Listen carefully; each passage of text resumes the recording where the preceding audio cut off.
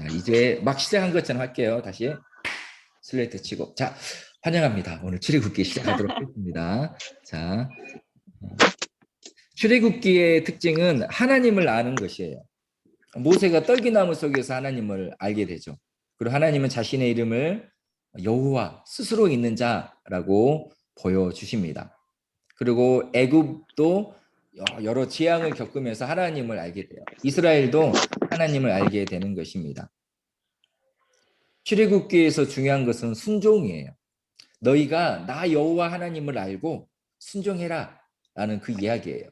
그리고 너희가 나를 알았으면 내가 거룩한 것처럼 너희도 거룩하라 라는 것이 출애굽기를 관통하는 핵심 주제입니다. 하나님을 알게 하는 것이 목적이고 하나님 알았으면 순종해라 그리고 거룩해라 라는 것을 기억하시고 출애굽기에 대한 구체적인 이야기를 들어가 보도록 하겠습니다.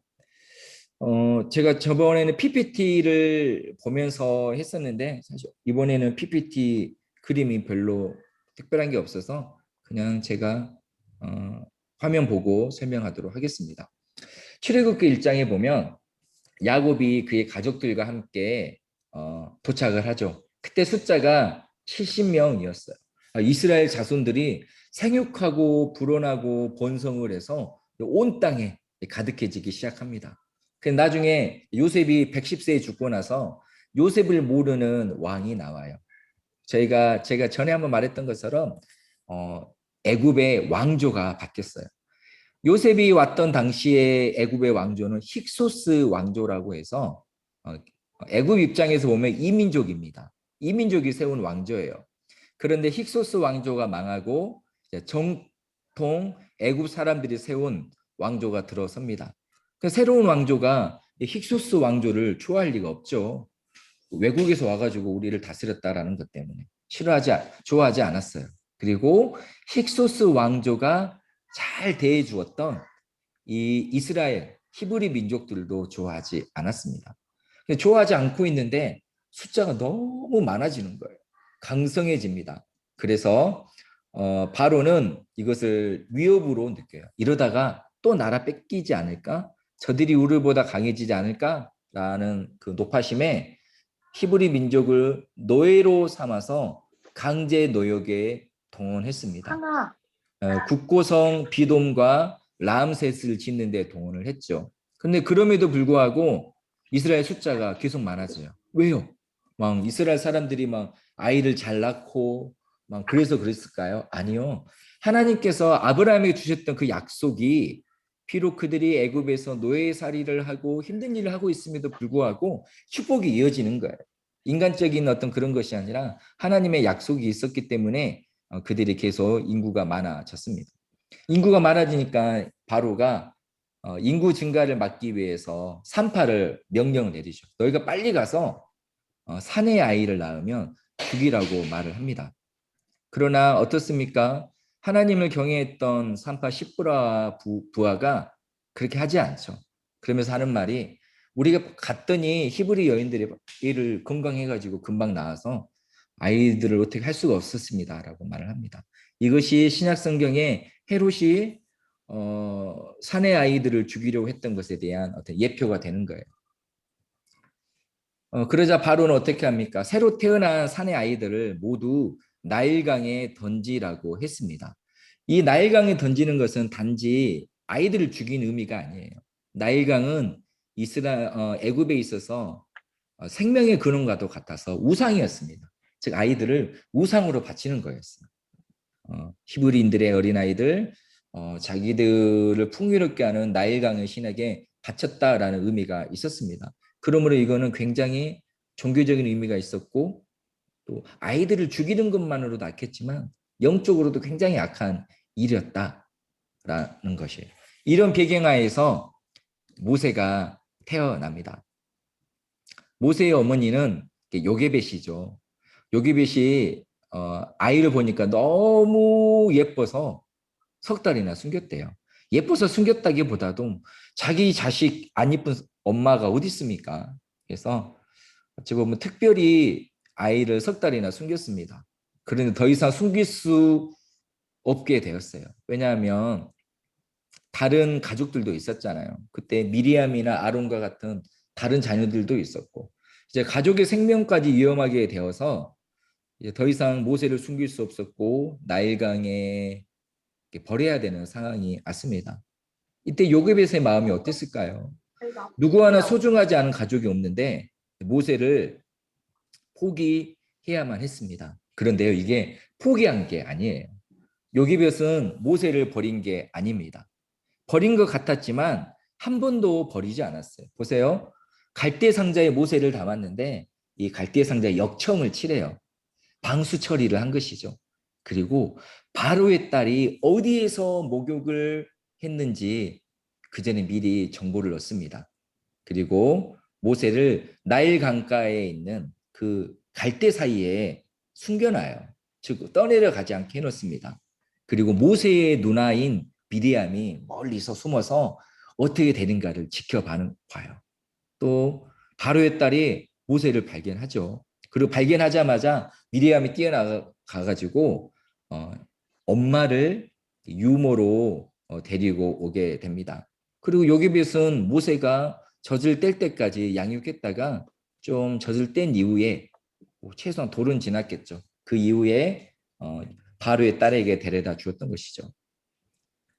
이 모든 것에 우연이 하나도 없어요. 요게벳이 수고했고 헌신했고 철저한 준비가 있었습니다. 그렇다면 이것은 사람만의 수고와 노력일까요? 그렇지 않아요. 하나님의 섭리와 계획이 먼저 있었습니다. 지금 다른 사람도 아닌 바로의 딸이에요. 히브리 사람들을 제일 미워하는 사람이 바로였는데 그 바로의 딸이 히브리 사람을 좋아할 일이 거라고 생각할 수가 없어요. 그런데 이 바로의 딸이 히브리인의 아이인 이 모세를 보고 그를 불쌍히 여겼대요. 하나님이 주신 마음이에요. 하나님의 섭리가 있는 거예요. 하나님의 섭리와 계획이 먼저 있었고 거기에 요게벳의 수고와 헌신이 더해졌던 것입니다.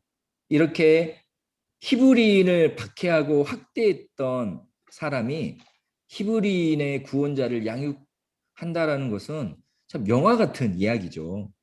우리 하나님은 정말로 대단한 시나리오 작가이시고 하나님의 참 유머죠. 참 웃기는 일이죠. 어떻게 하나님은 이렇게 모세를 그렇게 키우셨을까라고 생각하게 됩니다. 자, 이것이 출애굽기 초반에 있었던 2장까지 있었던 이야기예요. 모세가 어떻게 자랐을 것 같아요? 성경에 나오지는 않았지만 전승에 따르면 모세가 40살 정도까지 왕궁에서 살았습니다. 이때 모세의 정체성이 어땠을까요? 모세는 바로의 딸이 되었죠. 당연히 애굽의 왕족으로서 교육을 받았을 거예요. 그리고 분명히 한동안 자기가 애굽 사람이라고 알고 있었을 것입니다. 그런데 어느 순간 나오진 않지만 모세가 자기가 히브리 사람이라는 것을 알게 되었어요. 굉장히 정체성이 혼란이 왔겠죠. 결론적으로 자기가 히브리 사람이라는 것에 대해 애착을 갖게 됩니다. 그러면서도 그가 어떻습니까? 자기가 애굽 사람이라는 것, 왕족이라는 것에 대한 주의를 한 번도 포기하지 않아요. 어쩌면 두 가지 모두를 포기하지 않고 나름대로 뭔가를 해보려고 했을 거예요. 참 애매한 위치에 있는 거예요. 세모처럼. 믿음의 사람이면서 세상의 사람으로 있는 것입니다. 그러다가 모세가 하루는 고되게 노동하고 있는 자기의 동족을 보러 나가요. 그냥 보러 나가요. 어떤 애착을 느꼈겠죠. 그런데 그때 하필이면 어떤 애굽 사람이 히브리 사람을 때립니다.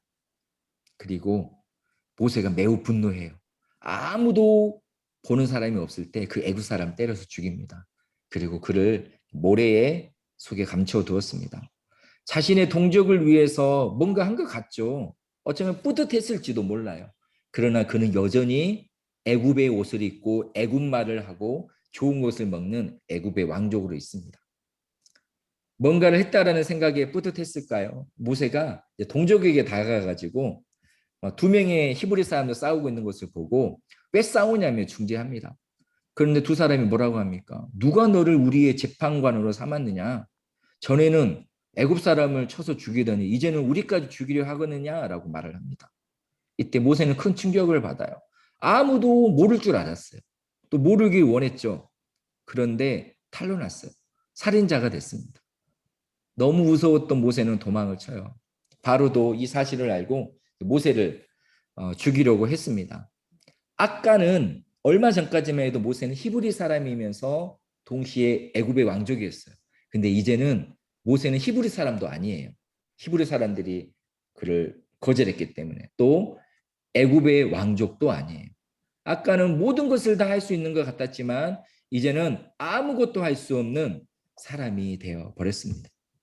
지금 하나님께서 지금 모세를 다듬어 가고 있는 과정인 것이에요. 그래서 모세가 어디로 가요? 미디안 광야로 도망을 갔습니다. 근데 광야에서 있는 한 우물에서 어려움을 당한 그 르우엘이라는 사람의 딸들을 도와줘요.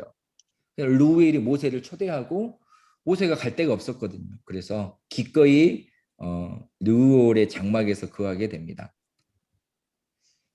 모세는 그곳에서 어떤 사람이었을까요? 여전히 히브리 사람이 아니에요. 하나님의 사람이 아니에요. 왜냐하면 르우엘의 딸들이 모세를 향해 저 애굽 사람, 저 애굽 사람이라고 하거든요. 우리도 여기 베트남에 있다 보면 베트남 사람들 우리를 볼 때 우리의 이름, 우리의 얼굴 생김새, 우리의 사형 그런 게 중요하지 않아요. 저 한국 사람, 저 한국 사람이라고 말을 합니다. 제가 대학원을 처음 갔죠. 학부는 일반대 졸업하고 가서 제가 나름 당시에 패션을 선도했던 사람입니다. 믿지 않으시겠지만. 그래서 제가 저희 교회에서 옛날에 그 청년들 브릿지 막 노란 머리 한 가닥씩 하는 거 제일 먼저 했거든요. 그 하고 갔더니 그 당시 제 청년회 그 회장 형이 저한테 진지하게 야 훈아 내가 돈 줄 테니까 또 다시 머리 까맣게 하고 와라고 했거든요. 제가 또 신대원 갈 때 제가 파마 머리를 했어요. 파마 이렇게 해가지고. 근데 감사하게도 제가 상을 좋은 성적으로 대학을 들어가가지고 총장님께 상을 받아야 했거든요. 근데 파마 머리 하니까 옆에 있던 사람들이 깜짝 놀라가지고 주변에 저희 아는 동역자들 목사님들이 너 파마 머리 하고 신대원 가면 너 찍힌다. 어떻게 하고 가라라고 해서 제가 그날 아침에 미용실 가가지고 드라이로 머리를 폈거든요. 머리를 피고 아무튼 뭐 그런 일이 있어요. 그 다음날 머리를 감으니까 다시 파마 머리잖아요. 저는 몰랐는데 한동안 거기 계셨던 전도사님들이 저보고 아 저기 파마머리 전도사 간다라고 말을 했다고 하더라고요. 아 이거는 이렇게 확실히 강의 준비되지 않은 내용을 이야기하면 좀 이상한 데로 빠집니다. 아무튼 사람들이 모세를 애굽 사람이라고 했어요. 그만큼 정체성이 아직 하나님의 사람이 아닌 거예요. 다듬어지지 않았어요. 하나님의 사역을 하기에 그런 준비되지 않았습니다. 그래서 모세는 거기에서 르우엘의 딸 십보라와 결혼하여 가정을 이루죠. 그리고 그곳에서 애굽 사람으로 개구로서 40년을 살아갑니다. 아무것도 할 수 없는 처가살이를 하는 것이죠. 뭐 처가살이 자체가 나쁜 건 아니지만 지금까지 모세의 왕족으로서 살아갔던 세월에 비하면 그는 정말로 아무것도 아닌 것으로 살아가고 있어요. 그러나 그와 같은 동시대에 이스라엘이 너무 괴로워서 하나님께 부르짖어요. 고통 속에서 하나님을 찾습니다. 그리고 하나님은 이스라엘을 돌보시고 기억하신다라고 기록돼요. 하나님께서 잊고 있다가 아 맞다 너희 있었지 기억한 것이 아니라 그 그냥 어떤 글쓰기의 어떤 표현일 뿐입니다. 하나님은 늘 그들을 기억하고 계셨고 구원 역사를 이루어가고 있었습니다. 그리고 그 사역을 감당할 모세를 준비하고 계셨던 거예요. 모세는 어떤 사람이에요? 한때는 모든 것을 할 수 있을 거라 같은 자신감에 사로잡혀 있었어요. 근데 하나님께서 그 모세의 교만과 오만을 다루어야 했습니다. 그래서 모세를 미디안으로 이끄셨고 모세는 미디안에서 철저하게 무너지고 낮아집니다. 보십시오. 지난번에 아브라함과 야곱과 요셉을 다루는 것과 같은 것이죠. 그리고 모세가 완전히 철저히 낮아졌을 때 하나님께서 모세를 부르셔서 그를 회복하시고 그에게 꿈과 비전과 사명을 주시고 하나님께서 모세를 보내시게 되는 것입니다. 모세는 하나님을 불타는 떨기나무 속에서 처음 만나요. 하나님께서 말씀하시죠. 네가 서 있는 곳은 거룩한 땅이니 너의 발에서 신을 벗으라. 신을 벗고 맨발로 선다라는 것은 완전한 순종을 가리켜요. 하나님께서 모세에게 순종을 요구하시는 거예요. 너 나한테 순종해라. 예전에 자신만만했던 모세였다라면 고급 가죽으로 나일강 나일강산 악어 가죽으로 만든 그 고급 신발을 절대 벗지 않았을 거예요. 그러나 낮아지고 낮아진 모세는 신발을 벗습니다. 하나님께서 말씀하세요. 가라. 너를 통해 내 민족을 인도할 것이다. 그런데 모세는 너무 두렵죠. 자신이 없어요. 무려 4번이나 거절합니다. 내가 누구이기에 바로에게 가서 이스라엘 자손을 인도해내겠습니까? 하나님, 이스라엘 사람들이 너를 보낸 하나님의 이름이 뭐냐고 물어보면 제가 뭐라고 해야 되겠습니까? 하나님, 저들이 나를 믿지 않을 것입니다. 저에게 증거를 주십시오. 하나님, 저는 말을 못해요. 입이 뻣뻣하고 혀가 둔합니다. 그러나 그때마다 하나님께서는 모세에게 답을 주시죠. 할 수 없다고 머뭇거리는 모세를 계속 세워가시며 그에게 약속하십니다. 자, 모세의 변화가 보이시죠? 애굽 사람이면서 히브리인이었던 세모 같은 삶이었습니다. 두 번째는 이제는 애굽 사람도 아니고 히브리 사람도 아니에요. 아무것도 아니에요. 완전히 낮아졌어요. 마지막으로 그때서야 하나님께서 하나님의 색깔을 칠하시고 하나님의 옷을 입히셔서 하나님의 사람으로 삼으십니다. 하나님은 이렇게 1단계, 2단계, 3단계로 이끌어 가시고 동일하게 우리 모두를 저와 여러분도 이런 과정으로 이끌어 가고 계십니다. 자, 히브리 출애굽기 이야기인 것 같은데 모세 이야기인 것 같은데 자꾸 우리 이야기인 것 같죠. 네, 그래요. 모세는 애굽으로 가기로 했죠. 그래서 아내와 아들들과 함께 길을 떠나요. 하나님은 모세에게 내가 너와 함께 하겠다라고 말씀하셔요. 얼마나 감사해요. 그런데 여기 놀라운 일이 일어나요. 출애굽기 4장 24절을 보니까 하나님께서 모세를 갑자기 죽이려고 해요. 그렇게 모세를 세워서 보냈는데 아니 이게 무슨 일이 일어난 걸까요? 지금까지 어떻게 모세를 인도하셨는데 갑자기 그게 무슨 일일까요? 모세의 아내 십보라가 그때 아들인 게르솜에게 할례를 행해요. 그러자 모세가 살게 되었습니다. 제가 그냥 자세히 다루지 않고 넘어갔지만 하나님은 모세에게 뭐라고 하냐면요. 내가 아브라함과의 그 언약 때문에 너를 통해 이스라엘을 구원할 것이다라고 합니다. 아브라함과의 언약이 무엇이었냐면 할례 언약이었어요. 할례를 통해서 하나님과 아브라함의 언약을 맺었습니다. 그런데 지금 어떤 상황이냐면 이스라엘을 구원해 내야 할 모세가 이 할례 언약을 지키고 있지 않는 거예요. 즉 모세는 믿는다고 했지만 아직 믿지 않아요. 순종한다고 했는데 아직 순종하지 않았어요. 거룩한 것처럼 보였지만 거룩하지 않아요. 그러나 할례를 행함으로써 하나님과의 언약을 온전히 믿고 순종한다. 예, 맞습니다. 하나님과 저하고 손가락 걸고 약속한 것입니다. 라는 것이 돼요. 그래서 모세가 구원받은 것이고 모세에 사라져버릴 것 같았던 그 사명까지 다시 된 것입니다. 이렇게 이제 모세가 이스라엘로 들어가죠. 이렇게 모세는 하나님을 알았습니다. 그리고 하나님께 순종했습니다. 이제 모세가 알았으니까 이제 이스라엘의 하나님은 알아야 돼요. 하나님께 순종해야 돼요. 모세는 이스라엘 사람들이 40년 전에 거절했으니까 환영받지 못할 줄 알았는데 크게 환영을 받습니다. 그리고 아론과 함께 바로를 찾아가죠. 우리의 백성을 광야로 보내셔서 우리가 우리 민족의 절기를 보내고 돌아올 수 있도록 허락해 주십시오라고 요청을 하죠. 그러나 바로가 곧바로 거절합니다. 그리고 거절한 것뿐만 아니라 복수를 하죠. 아니 이것들이 배가 불렀구나. 일이 편하니까 딴 생각을 하는구나 라고 하면서 더 힘들게 해요. 당시 이스라엘은 벽돌을 만드는데 성벽 쌓을 지푸라기는 애굽 사람들이 갖다 줬어요. 근데 이제는 지푸라기도 안 갖다 주고 너희가 스스로 지푸라기 갖다가 똑같은 수량의 벽돌을 만들어라 라고 말을 합니다. 그래서 어떤 일이 일어나냐면 이스라엘 사람들이 모세에게 불평해요. 너희가 우리를 바로의 눈과 그의 신하의 눈에 미운 것이 되게 해서 우리가 죽게 되었다. 하나님께서 너희 심판할 거야. 이 모세의 아론 심판할 것이다라고 모세를 잡아먹으려고 합니다. 이 이거는 병이에요. 이스라엘이 앓고 있는 병인데 불치병까지는 아니어도 굉장히 난치병입니다.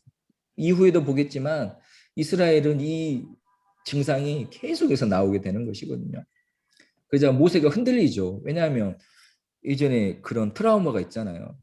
흔들렸을 때 하나님께서 모세에게 다시 한번 말씀하시고 약속을 하십니다.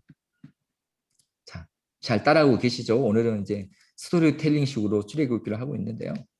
이제 하나님께서 본격적으로 이스라엘과 바로에게 내가 어떤 하나님인지를 보여주십니다. 그것은 바로 우리가 잘 아는 애굽의 10가지 재앙을 통해서입니다.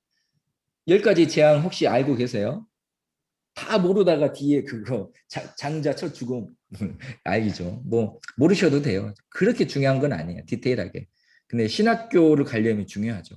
뭐 피, 개구리, 이파리, 악질, 독종, 우박, 메뚜기, 흑암, 장자 죽음. 네. 저 안 보고 외웠습니다. 네. 네. 근데 몰라도 돼요. 아무튼 이 10가지 재앙을 해요. 이거는 뭐냐면 하나님께서 자신을 알리는 거예요. 모세와 바로의 대결이 아니라 하나님과 애굽의 우상들과의 대결입니다. 대결이라는 것은 말이 그렇다는 거예요. 뭐 동등한 존재로 싸우는 것이 아니라 하나님께서 계시하신 것입니다. 당시 바로 우리가 세계사로 보면 파라오죠. 파라오. 파라오가 바로입니다. 이 바로는 반신 반인의 존재였습니다. 애굽의 안녕과 안정을 보장하는 자, 추앙받았어요. 신으로서 추앙을 받았습니다. 그런데 이 재앙 속에서 바로가 이 재앙을 컨트롤하지 못해요. 그리고 자신의 애굽 사람들을 지키지도 못해요. 그래서 애굽 사람도 바로의 신하들도 하나님을 인정할 수밖에 없게 돼요. 아, 하나님이 히브리인들이 믿는 하나님이 우리가 믿는 바로보다 더 위대한 신이구나. 아, 하나님이시구나 라는 걸 보여주는 것입니다. 그런데 바로는 끝까지 강팍해가지고 하나님을 인정하지 않으려고 해요. 그가 사람으로서가 아니라 자기 스스로도 나는 신이야, 신의 아들이야 라는 것이 있었기 때문에 끝까지 거절했던 거예요. 그럼 결국엔 바로도 항복하고 이스라엘을 보내주죠. 물론 얼마 가지 않아서 생각을 바뀌어 추격하다가 홍해에서 망하게 되기 때문에 그렇습니다. 이 10가지 재앙은 가장 큰 것은 하나님의 하나님 되심을 증명하는 거였어요. 보여주는 거였어요. 이스라엘 사람에게, 애굽 사람들에게. 그런데 이 10가지 재앙 그 각각 하나가 애굽의 우상들을 상징한다고 얘기를 해석하는 것도 있어요. 예를 들어서 아까 나일강이 이스라엘 애굽의 우상이었다고 했잖아요. 구체적으로 나일강이는 뭐 크놈, 뭐 소티스, 또 세펙이라는 이름을 가진 우상에 살고 있었다라고 해요. 뭐 악어의 신, 뭐 강의 신, 홍수의 신 그런 것처럼. 그래서 그 나일강을 피로 물게 하는 것으로 애굽이 믿고 있었던 그 나일강 신을 이겼다라는 것이죠. 또 이집트는 애굽은 개구리 신도 있었거든요. 또 여러 가지 황소의 신, 또 어떤 많은 신들이 있어요. 아무튼 그 하나하나가 대입된다라고 해석하는 것도 있는데 이거는 너무 또 깊이 들어가는 것이고 결국 이것이 말한 것은 무엇이냐면 하나님께서 모든 것 위에 계시고 능하시고 강하시다라는 것입니다. 그래서 이렇게 10가지의 재앙을 통해서 바로도 알고 애굽도 알고 이스라엘도 알고 모든 사람들이 아는 그런 상황이 되었습니다. 이 10가지 재앙 중에서 가장 중요한 게 마지막 재앙이죠. 장자 죽음. 사람뿐만 아니라 가축에 이르기까지 애굽에서 낳은 첫 태생은 모두 죽게 되는 죽음이었습니다. 이것을 바로 행하지 않고 하나님께서 예고하셨죠. 이런 일이 있을 것이다. 그리고 이스라엘에게 이 재앙을 겪지 않을 방법을 알려주셨습니다. 그것은 무엇이냐면 각 가족대로 흠없고 1년 된 어린 수컷 양을 잡아서 그 피를 집 좌우 문솔주 입구에 들어가는 그 문에 치라라는 것이죠. 그리고 뭐 고기를 구워서 먹고 무교병을 먹고 뭐 쓴나물을 먹고 뭐 허리에 띠를 띠고 지팡이를 들고 신발을 신고 라는 어떤 그런 것을 합니다. 다른 건 다 기억 못 하셔도 되고요. 중요한 것은 어린 양의 피를 잡아서 문설주에 뿌리라 치라라는 것이었습니다. 이것이 바로 유월절입니다. 그날 밤에 하나님께서 애굽의 모든 처음 난 것들을 심판하실 것인데 어린 양의 피를 보면 내가 넘어갈 것이다. 패스오버라고 하죠. 패스오버. 유월절이 그대로 이거 합쳐가지고 패스오버예요. 패스오버. 내가 넘어간다. 유월절. 넘어간다라는 의미입니다. 그래서 유월절은 패스오버에서 나왔습니다. 그 이전의 재앙에서는 이스라엘이 할 일이 없었어요. 하나님께서 모든 것을 행하셨어요. 하나님께서 애굽 사람들에게만 재앙이 임하게 하시고 이스라엘 사람들에게는 재앙이 임하지 않도록 보호하셨습니다. 그런데 이번에는 이스라엘 사람들이 해야 할 일이 있었어요. 치라는 거였어요. 하나님께서는 처음부터 밑도 끝도 없이 10번째 재앙을 얘기하지 않았어요. 첫 번째에서 9번째 이르기까지 여러 재앙을 통해 하나님의 살아계심을, 하나님의 하나님 되심을 이스라엘에게 보여주셨죠. 그러고 나서 믿음을 요구하시는 거예요. 이제 너희가 나를 믿는다라면 이거 해. 이거 하면 너희가 살 거야. 하나님께서는 행함이 있는 믿음을 요구하셨습니다. 여기서 중요한 것은 믿음이에요. 이스라엘 사람 중에 어린 양의 피를 바르지 않은 사람이 있었을까요? 없었을까요? 있었을 것 같아요. 그 중에서도 안 믿고 지금까지 9번 재앙까지 하나님이 다 하셨는데 10번째도 하시겠지라고 안일하게 생각했던 사람도 있었을 것이고 안 했던 사람도 왜 없었겠습니까? 또 반대로 애굽 사람 중에 어린 양의 피를 바른 사람이 있었을까요? 없었을까요? 그가 정말로 하나님을 믿어서든 아니면 요행을 바래서든지 간에 그 일들을 하는 사람이 분명히 있었을 거예요. 이스라엘 사람만 살고 애굽 사람들은 무조건 죽은 것이 아니에요. 어떤 사람이든 어떤 민족이든 믿음으로 하나님의 살아계심을 믿고 하나님의 말씀을 믿은 사람은 살았고 믿지 않은 사람은 죽었습니다.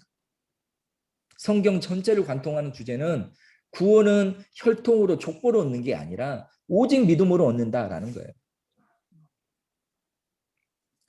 유월절 어린 양의 피는 십자가에서 흘린 예수님의 피를 상징합니다. 예수님도 십자가에 달리시기 전날 밤에 제자들과 유월절 만찬을 하시면서 이것은 나의 피, 곧 언약의 피니라 라고 말씀하셨죠. 세례 요한도, 사도 바울도, 베드로도 예수님을 향해 하나님의 어린 양, 우리를 위해 죽으시는. 그래서 우리가 십자가 예수님을 믿으면 사망이 우리를 지나가고 우리가 사는 것이죠. 유월절 어린 양과 예수님의 십자가가 똑같은 것이고 예수님의 십자가를 유월절 어린 양이 예표하는 것입니다. 자, 그리고 약속한 대로 말씀하신 대로 유월절에 어린 양의 피를 바르는 것은 하나님의 재앙이 넘어가죠. 패스오버. 그러나 그렇지 않은 애굽 대부분의 가정에 큰 재앙이 임하고 큰 울부짖음이 있었습니다. 그래서 바로가 모세와 아론을 불러서 이제 좀 가라. 내가 미안했다. 잘못했다. 가라. 라고 하고 애굽 사람들도 이스라엘 사람들을 보냅니다. 빈손으로 간 것이 아니고 애굽 사람들로부터 많은 것들을 받아가지고 갔어요. 그런데 여기에도 믿음이 나와요. 출애굽기 12장 38절에 보니까 수많은 잡족과 양과 소와 힘이 많은 가축이 그들과 함께 하였으며 수많은 잡족이 나와요. 출애굽은 이스라엘만 한 것이 아니에요. 수많은 잡족이 함께 했습니다. 여러 이방 민족들.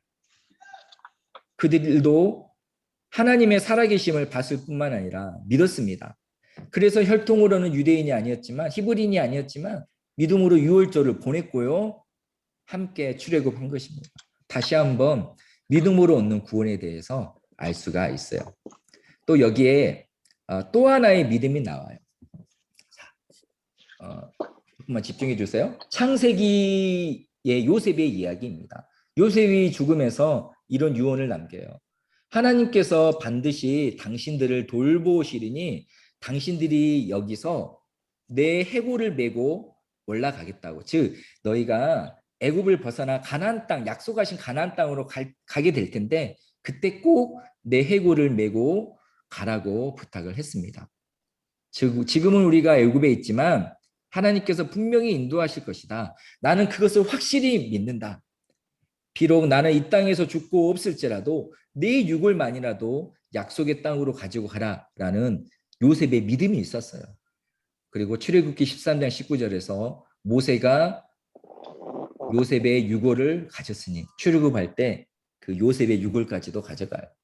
430년이라는 긴 세월이 있었지만 믿음이 이어져 내려 믿음대로 이루어졌고 요셉의 믿음대로 그리고 그 비전이 계속 이어져서 모세가 요셉의 비전과 꿈과 그 믿음을 가지고 가는 것입니다.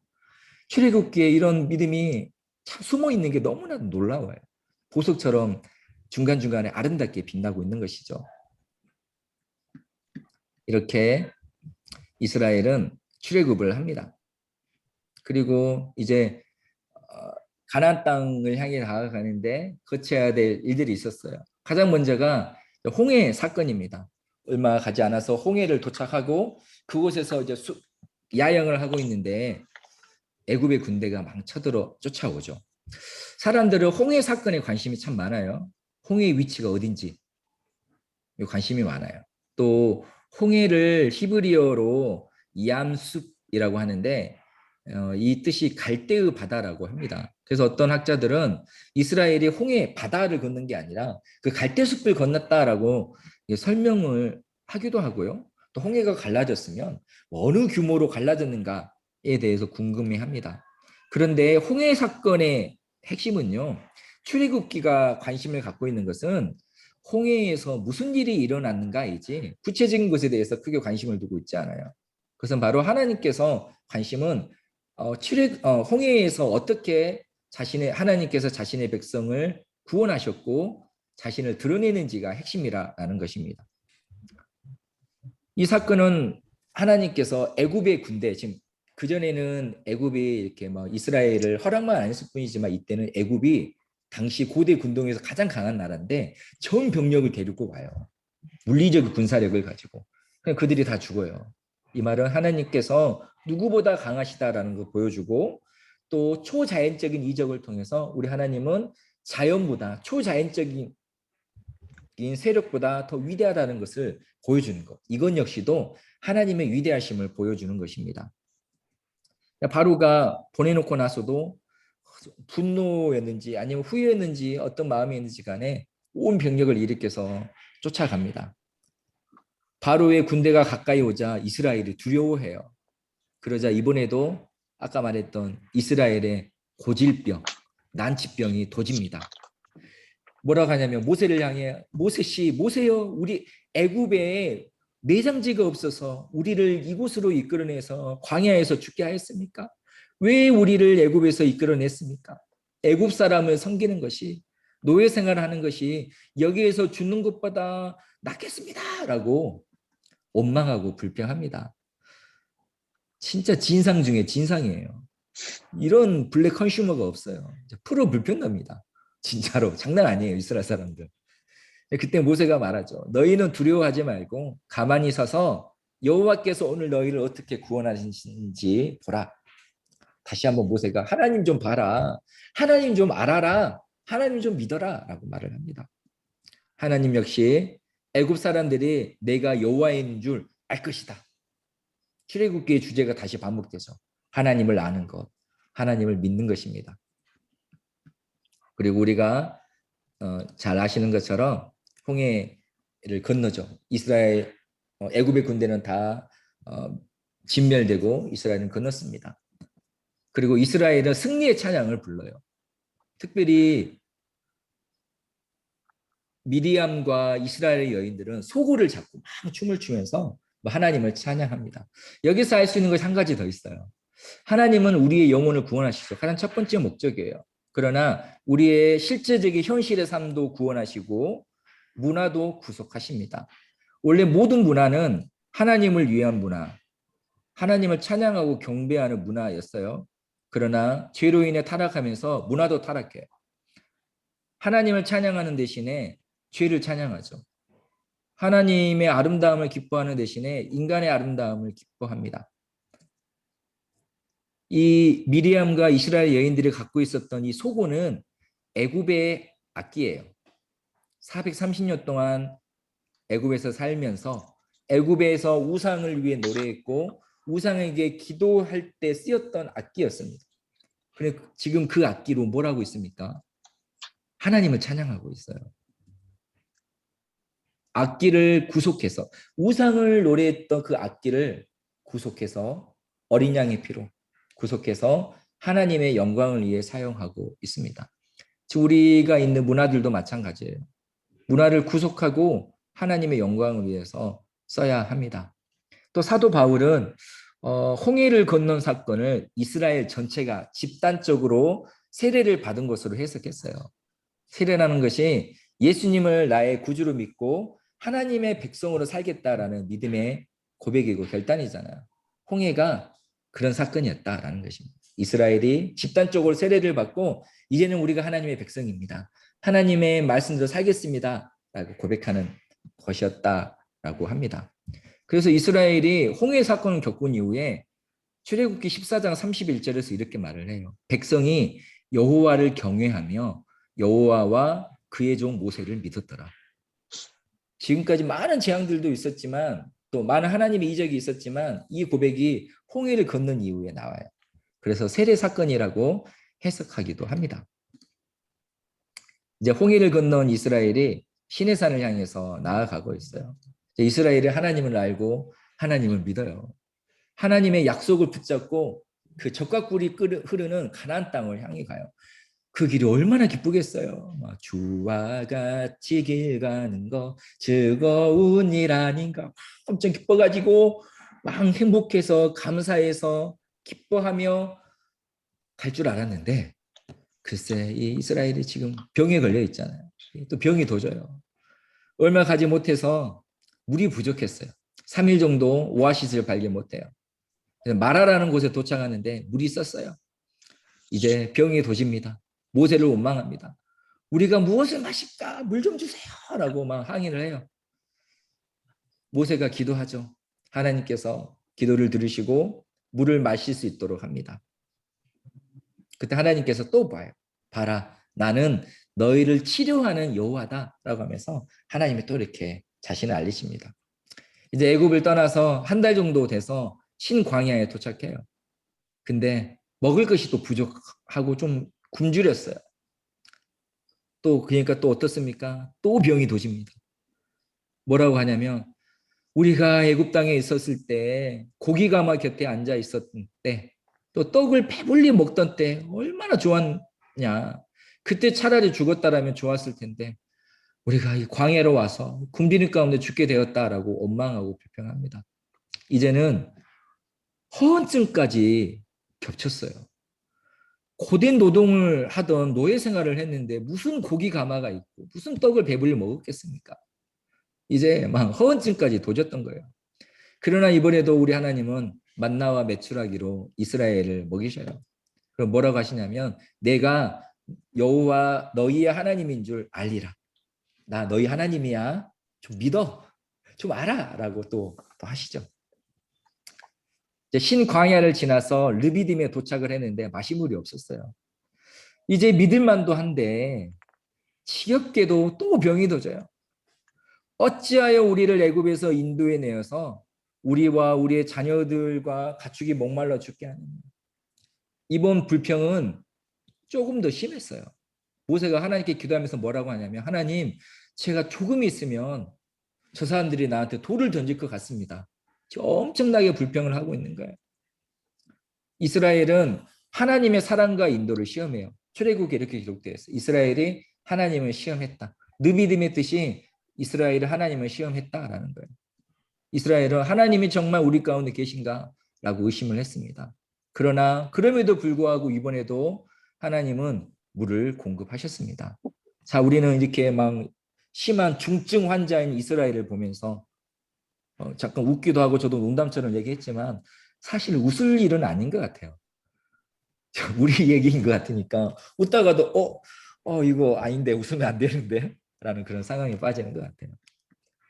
그래서 성경은 특정 인물에 대해서 이야기하고 특정 사건에 대해서 이야기하지만 그건 바로 우리에 대한 이야기예요. 그래서 그걸 레마의 이야기라고 하죠. 로고스의 이야기는 선포되고 기록된 이야기. 레마는 나에게 적용되고 나에게 말씀 나만의 이야기입니다. 자, 이런 우여곡절 끝에 이스라엘이 이제 시내산에 도착을 해요. 하나님 언약 백성으로 살기에 합당하도록 말씀을 받는. 하나님은 이스라엘을 구원하셨습니다.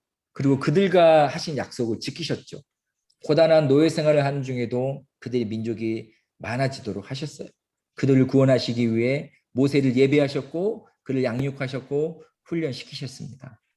그리고 이 모든 과정 가운데 이스라엘이 그리고 모든 열방이 하나님을 알기를 원했고 믿기를 원했습니다. 실제로 이 일련의 과정을 겪으면서 이스라엘이 하나님을 믿었어요. 그리고 하나님을 알았어요. 그러나 그 이후에 너무도 쉽게 너무 자주 하나님을 의심했습니다. 그럼에도 불구하고 하나님은 이스라엘을 신실하게 인도하셔요. 긍휼을 베푸셔요. 하지만 이스라엘은 또 여전히 훈련을 받아야 했습니다. 순종하는 것, 믿는 것을 훈련 받아야 했고 하나님과 동행하는 것을 배워야 했습니다. 여기까지가 출애굽기 1장에서 18장까지의 이야기입니다. 19장부터는 율법이 주어져요. 하나님을 알도록, 하나님과 함께 하도록, 하나님을 드러내도록 하는 그 율법입니다. 출애굽기 19장부터 40장까지 그리고 민수기 앞부분까지는 하나님께 주신 시내산에서의 그 율법과 관련된 내용이에요.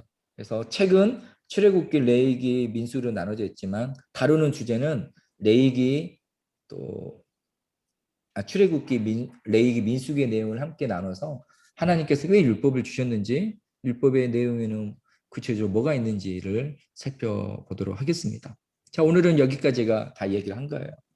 지난 창세기에서 나눴던 대로 하나님의 역사가, 구원 역사가 어떻게 신실하게 이어져 내려오고 있고 그 안에서 한 민족을, 한 사람을 어떻게 다듬어 가시고 세워가고 있는지, 그러니까 동일하게 출애굽기에서 나오고 있고 또 동일하게 우리에게도 적용할 수 있는 큰 주제입니다. 출애굽기의 주제는 하나님을 아는 것이에요. 우리도 하나님을 알기 위해 지금 구약 개론을 하고 있는 거잖아요. 이 시간을 통해서 하나님을 알지 못한다면 이거 굉장히 아까운 시간이겠죠.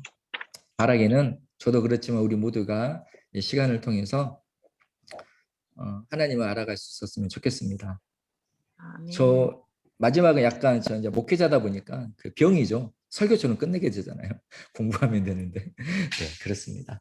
자, 오늘은 그러면 여기까지 하도록 하겠습니다. 네, 강의가 어떠셨는지요?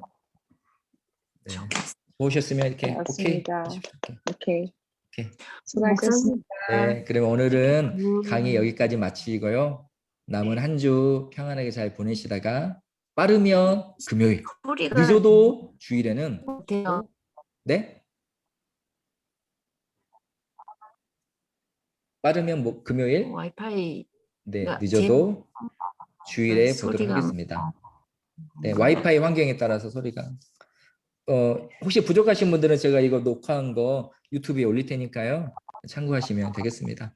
그러면 오늘 점심 맛있게 드시고 또 평안하시길 바라겠습니다. 사랑하고 축복합니다. 감사합니다. 뵐게요. 자, 할게요.